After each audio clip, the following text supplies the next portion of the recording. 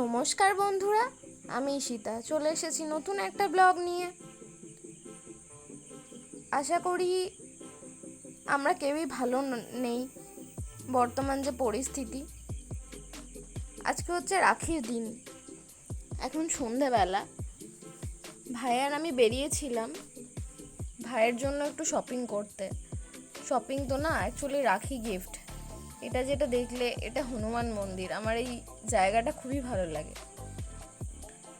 তো একটা নতুন মল খুলেছিল, জাস্ট কিছুদিন আগে ওপেন হয়েছে। সবাই দেখছি যাচ্ছে, ফটো দিচ্ছে।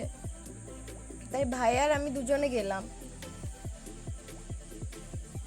গিয়ে প্রথমে আমরা তো কোনোদিন যাইনি, তাই বুঝতে পারছিলাম না যে জেন্টস সেকশন কোথায়। তারপর দেখলাম একদম 4 তলায়। গিয়ে ওর জন্য শার্ট পছন্দ করছিলাম। এই যে ওর এই শার্টটা পছন্দ হয়েছে, এই শার্টটা আমার একদমই পছন্দ হয়নি। ওর হয়েছে দিতে হবে, সাথে আর একটা শার্ট ওকে কিনে দেওয়া হয়েছে।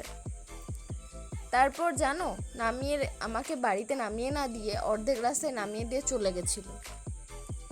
তারপর আসলেন উনি আবার রাত 10টার সময় তাকে রাখি বাঁধলাম,